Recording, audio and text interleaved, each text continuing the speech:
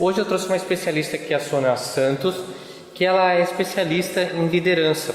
Ela fez muitos treinamentos em liderança comercial, e ela vai trazer aqui como corrigir os colaboradores, os funcionários, de maneira que eles voltem a produzir e ainda você continue com a sua liderança bem focada em resultado.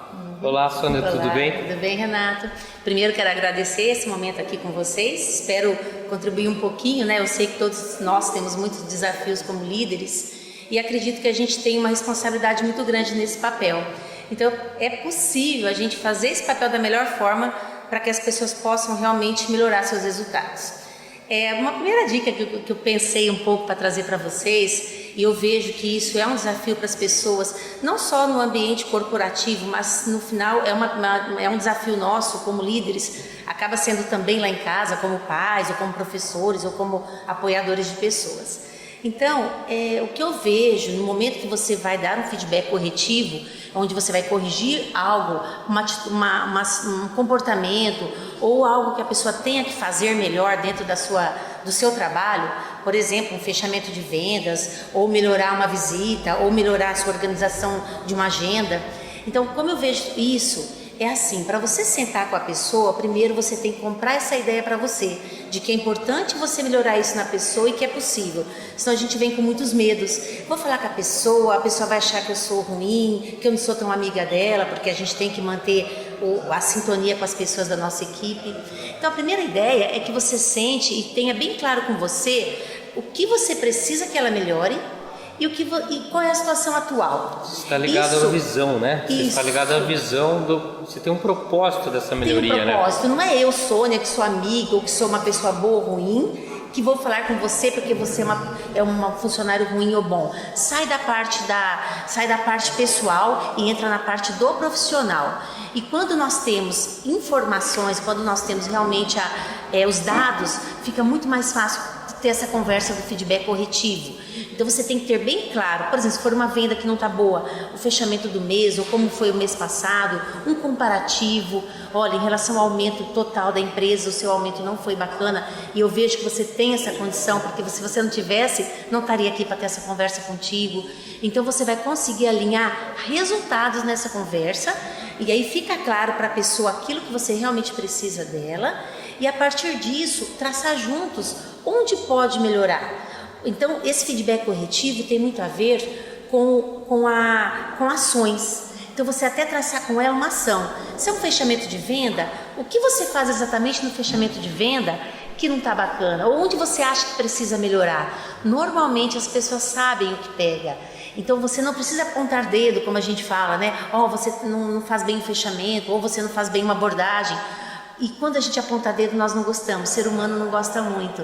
Então, quando você faz uma pergunta aberta, é possível construir uma solução. E aí, claro, você vai trazer algumas ações, vai trazer alguns modelos que dão certo. E junto com essa pessoa, você vai construir uma nova ação, e aquilo realmente pode vir depois a medir os novos resultados. E as pessoas precisam desse feedback corretivo, que a gente fala que é quase uma condução dos líderes. Então, nosso papel nesse momento vai ser muito importante para essa mudança de resultados. Legal, perfeito. Então, é sempre estar ligado ao fato e traçar o plano de ação junto com a pessoa e deixar que ela fale. Isso. Ela fale, porque assim ela vai se desenvolver. Assim ela vai assumir a necessidade de melhoria.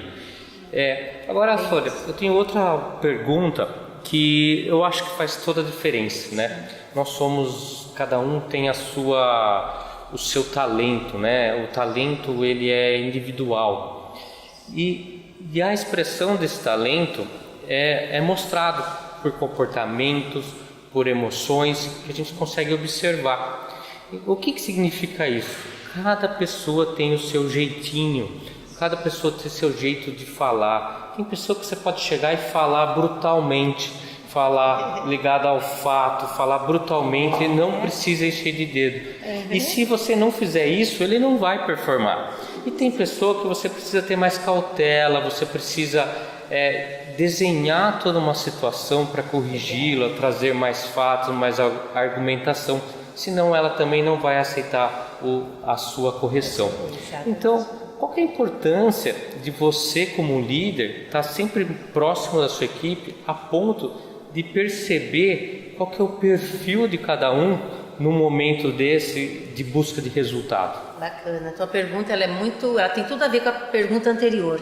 Para a gente dar um feedback corretivo para uma pessoa, a gente tem que primeiro deixar bem claro que ela tem os pontos fortes e isso faz parte até do contexto dela na empresa. Vou dar um exemplo, né? Eu sou uma pessoa mais emocional, uma pessoa que precisa desses cuidados da comunicação. Então a gente fala muito que o líder, para falar com uma pessoa mais emocional, ele tem que então usar essa comunicação assertiva, que não é a comunicação dele, como você mesmo disse, eu vou me comunicar para que aquela pessoa receba a mensagem que eu preciso dar. Então isso também tem a ver com o líder sair do modelo dele de padrão, o padrão da comunicação. Então, por exemplo, se uma pessoa for muito, como você disse, agressiva, uma comunicação muito objetiva demais, para quem o objetivo pode parecer agressivo, pode desmotivar. Então, o primeiro passo aí é que você realmente reconheça o perfil de cada um, entendendo que é bom, só que também não entrar muito no extremo. Então, vou dar um exemplo. Uma pessoa mais emocional, ela gosta de um feedback cuidadoso, mas não o exagero. A gente tem que também tirar alguns rótulos das pessoas. Sempre o fato, né? O fato, não a pessoa. Isso, nós gostamos o acontecimento, disso. Né? Pode falar para a pessoa emocional, olha, Sônia, por exemplo, se eu tivesse tendo uma correção, olha, o seu trabalho está assim, eu vejo sua disponibilidade, eu vejo o seu compromisso, o seu comprometimento, mas olha só, os números não estão bons. Como é que nós vamos fazer para resolver isso? Que ponto você precisa melhorar aqui do seu trabalho? Olha, isso é pergunta assertiva. Então, mas com os cuidados. Uma pessoa que é mais objetiva, que é mais, como a gente fala, até objetiva demais, pode parecer grosseiro, mas essa pessoa também, essa parte da informação ajuda. Percebe então que quando eu falei antes da informação, de trazer dados, né, dados realmente concretos para que você possa dar o feedback, serve para qualquer pessoa. Aí vai esse olhar que você disse dessa comunicação. E o bacana é que você consegue não fechar o canal de comunicação, porque essa é a hora, se você não usar a comunicação adequada, a gente fecha. Por exemplo, se uma pessoa muito emocional, você vier direto com os dados, olha aqui, resolve, me dá uma resposta, porque se ficar assim você não serve para a empresa, nessa hora você está fechando o canal de comunicação, porque eu não gostei de ouvir isso. Aí eu entro na minha defesa. Já não é a questão que você está me trazendo, é assim, nossa, eu me mato aqui para trabalhar, eu sempre fui uma pessoa tão comprometida e ele nem reconhece isso. Então é a maneira como o outro ouve, e esse canal de comunicação a gente tem que cuidar para não fechar. Então é dar a informação correta, mas como você disse, usar a linguagem dessa outra pessoa. Então só usando os outros exemplos, tem pessoas que são práticas, que são os ativos, são rápidos, resolvidos. Então nessa hora você pode falar, João, olha só cara, estou aqui, estou com os teus números e vamos lá. Como vai ser possível você voltar aqui ao que você sempre foi, você sempre superou a tua meta? Aí o cara vai falar, mas vamos lá, o que você precisa melhorar, onde eu posso te ajudar? Talvez nessa hora do ativo, que é o cara rápido, a tua condição talvez seja até de calma, vamos olhar melhor? Eu sei que você tem que melhorar a tua abordagem, mas que momento da abordagem? Deixa eu te ajudar a achar algumas ações. Enfim, então aí você também vai ajudar dentro desse contexto dos talentos. E o terceiro, não vamos aprofundar aqui, mas o terceiro que é o mais teórico, ele é planejador. Então você pode ter dentro da tua equipe pessoas planejadoras que pensam para fazer a visita, pensam para fazer o telefonema, mas talvez ele pense demais. Talvez ele tenha que correr riscos, talvez ele tenha que ir num cliente que ele nunca ligou. Enfim, ele pode correr riscos. Então essa pessoa também você pode identificar algo que vai fugir um pouquinho do padrão dela, mas que vai ser bacana para ela, porque ela também vai conseguir cuidar talvez até dessas, a gente fala que são barreiras pessoais que às vezes nos atrapalham, e quando o líder reconhece isso de forma cuidadosa, a gente gosta, a gente compra a ideia. Então minha sugestão é que a gente consiga ter esse cuidado, identificar talentos, mas também buscar esse ajuste para cada uma dessas pessoas. Perfeito. E até você falou trazer, né, os dados, né? Nós temos mania, muitos líderes, não sei como você mas a gente acaba não trazendo informação. Daí vira discussão, não vira um debate sobre um fato que precisa ser melhorado. E o que traz discussão? A falta de informação traz discussão. Então é importante que você tenha organizado os dados. Por quê? Para fazer um feedback corretivo, para fazer um planejamento, para observar algum ponto de melhoria, né? Então é muito importante que você sempre atente a dados. Vem aquela máxima, né? Contra fatos não há argumentos. Então não tem nem discussão. Você traz esse dado e você joga para o colaborador, né, Sônia? Algum questionamento, você está trabalhando a capacidade criativa de resolução de problema no feedback mesmo. Então essa dica de ouro aí que a Sônia trouxe para nós, traga os fatos para que faça acontecer na empresa. Puxa, né? Você pontuou algo tão bacana, porque nessa hora do feedback corretivo, a gente fala que é o momento do estresse, né? Vai para emoção. Ou você fica um pouco nervoso, a pessoa está ansiosa, está receosa, medo, enfim. Então nessa hora você traz para o racional, e isso dá autoconfiança para você que vai apresentar os fatos, e também vai fazer com que a pessoa pense, ela sai daquela coisa, será que ele não está gostando de mim? Peraí, deixa eu pensar junto, como eu vou melhorar os números. Então é bem isso que você pontuou, vem a racionalidade e as coisas se resolvem de maneira muito mais clara. Muito mais tranquila.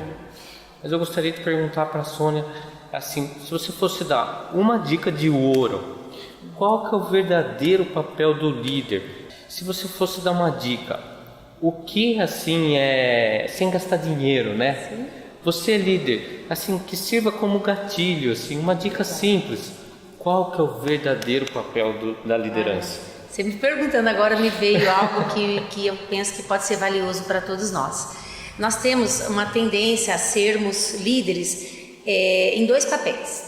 Dois papéis como? Nós temos que ter a afinidade com as pessoas, a gente chama de criar sintonia com as nossas pessoas, que é a liderança de fato, você saber ouvir, saber flexibilizar, só que nós também temos um segundo papel, que é o de gerenciar tarefas. O monge executivo, James Hunter, fala muito disso, nós lideramos pessoas e gerenciamos tarefas, processos.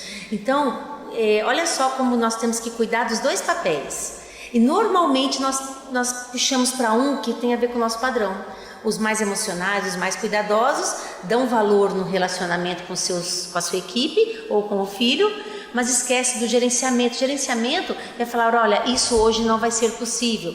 Olha, não, você só vai sair se você terminar o teu trabalho lá em casa. Então, esse ajuste desses dois papéis são fundamentais para que essas pessoas que a gente está conduzindo, né? Tem a ver com priorização. Isso. Né? E o inverso também combina, também está dentro, porque a pessoa que é muito gerente, o pai que é mais resolvido, não, 1 mais 1 é 2, se nós combinamos tem que fazer, inflexível, esse é mais gerente, vamos levar lá para a empresa. Puxa, a pessoa sabe os objetivos, colocou para você, não serviu, tem que mandar embora. Essa pessoa também vai ter que flexibilizar esses dois papéis. Aquela pessoa que já é mais gerente de fato, trabalhar a sua parte de liderança. Então lembrar sempre que a gente não está mudando o nosso jeito de liderar por flexibilizar esses dois papéis. Os dois fazem parte para que as pessoas que estão perto de nós otimizem o resultado deles, tanto no nosso trabalho como na nossa casa. Acredito que é uma dica de ouro para todos nós.